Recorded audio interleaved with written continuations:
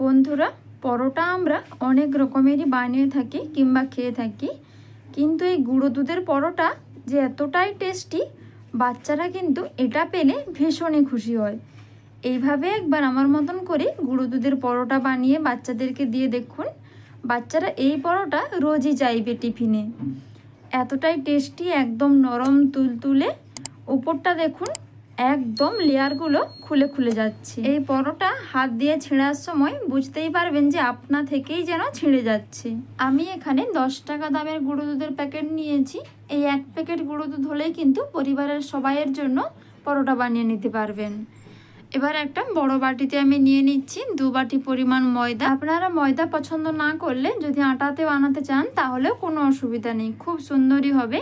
এবার আমি এখানে 3 টেবিল চামচ সাদা তেল দিয়ে দিলাম সামান্য লবণ, 1 চামচ দিয়ে দিলাম গুঁড়ো চিনি। এবার সব কিছু একটু শুকনো উপকরণগুলো হাত দিয়ে ভালো করে মিশিয়ে নিতে হবে। ডলে ডলে সব কিছু মেশানো হয়ে গেলে আমি এখানে দিয়ে দিচ্ছি নর্মাল জল। আর নর্মাল তাপমাত্রার জল দিয়ে খুব ভালো করে ডোটাকে আমি মেখে নেব। একটু নরম করে ভালো করে মেখে নিতে হবে। আপনারা এখানে কুসুম গরম জল দিয়েও ডোটা রেডি করে নিতে পারেন। এবারে একটু হাত দিয়ে এইভাবে ভালো করে ময়দার ডোটাকে মথে নিতে হবে। যত ভালো করে এইভাবে মথে নেবেন ততই কিন্তু পরোটাটা একদম নরম তুলতুলে সুন্দর হবে। ডোটা আমি এবার রেডি করে নিয়েছি। এবার আমি ডোয়ের উপরে হালকা করে সাদা তেল লাগিয়ে প্রায় 10 মিনিটের মতন ঢাকনা দিয়ে রেখে দেবো রেস্টে। এতে করে পরোটাটা খুবই সুন্দর সুস্বাদু হবে এবং সফট হবে। হাতে সময় কম থাকলে সাথে সাথেও বানিয়ে নিতে পারেন, তাতেও কোনো অসুবিধে নেই। এবার আমি একটু বড় বড় সাইজ করে লেচি কেটে নিচ্ছি। এখানে আমার টোটাল 6টা লেচি আমি বানিয়ে নিয়েছি।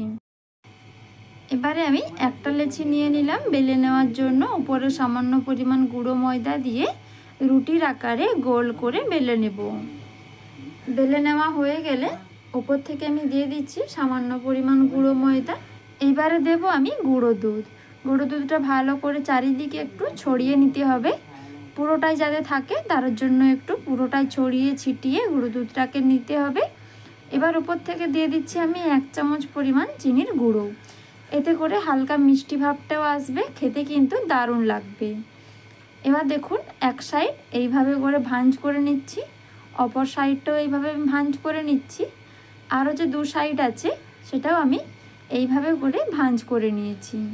একদম চৌকো আকারে পরোটাটা বানিয়ে নেব, তার জন্য একদম চৌকো শেপ নিয়ে নিয়েছি। উপর থেকে সামান্য পরিমাণ গুঁড়ো ময়দা দিয়ে এবারে আমি বেলে নিচ্ছি।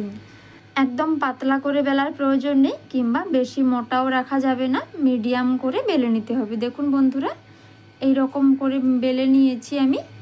এবার ফ্রাইং প্যানটা ভালো করে গরম করে বসিয়ে দিন। এক সাইড হালকাভাবে হয়ে গেলে এবার উল্টে ফেলুন। এবার উল্টে নেওয়ার পর একটু খুন্তি দিয়ে চেপে চেপে একটু সেঁকে নিতে হবে অপর সাইডটাও। দেখুন খুব সুন্দরভাবে কিন্তু এইভাবে খুন্তি দিয়ে চেপে চেপে সেঁকে নিলে খুব সুন্দরভাবে পরোটাটা ফুলে উঠবে। একদম কিন্তু চারিদিক ফুলে উঠেছে। আবারও আমি উল্টে নিলাম। এইভাবে প্রথমে পরোটাটাকে তেল ছাড়াই ভেজে ফেলুন। এরপর খুব ভালো করে 2 সাইড সেঁকা হয়ে গেলে ওপর থেকে দিয়ে দিন 1 চামচ পরিমাণ সাদা তেল। আপনারা এখানে ঘি বা বাটারও ব্যবহার করতে পারেন। 2 সাইড ভালো করে একটু তেল লাগিয়ে ভেজে নিচ্ছি। আপনারা তেলের ব্যবহার না করতে চাইলে এইভাবে এমনি সেঁকে নেওয়ার পরও কিন্তু খেতে পারেন পরোটাটা, তাতেও কিন্তু খারাপ লাগবে না। 2 সাইড ভালো করে একটু তেল দেওয়ার পর ভেজে নিয়েছি। এবারে আমি তুলে নিচ্ছি। আবারও একটা আমি সেম পদ্ধতিতে ভেজে নিচ্ছি। দেখুন এক সাইডটা হালকা হয়ে গেলে অপর সাইডটা উল্টে নিয়ে এভাবে একটু খুন্তি দিয়ে ওপর থেকে প্রেস করলেই কিন্তু খুব সুন্দরভাবে বালিশের মতন একদম ফুলে উঠেছে। এটাও আমি একইভাবে ঝটপট করে ভেজে নিচ্ছি। সব পরোটাগুলো আমি একইভাবে ভেজে নেব। আপনারা বাড়িতে অবশ্যই এরকমই পদ্ধতিতে পরোটা বানিয়ে দেখবেন, খুব সুন্দর নরম তুলতুলে পরোটা বানাতে পারবেন। একদম নরম তুলতুলে হাতের মুঠায় থেকে যাবে। ওপরটা দেখুন লেয়ারগুলো একদম খুলে খুলে গেছে, একদম কিন্তু পেটাই পরোটার মতন লেয়ারগুলো পড়েছে উপরে। রেসিপিটি আপনাদের উপকারে এলে অবশ্যই আমার ভিডিওটি লাইক করবেন, বন্ধুদের সাথে শেয়ার করে দেবেন। আরও নিত্য নতুন রেসিপি পেতে চ্যানেলটি সাবস্ক্রাইব করে রাখবেন। আজকের মতো টাটা, ধন্যবাদ।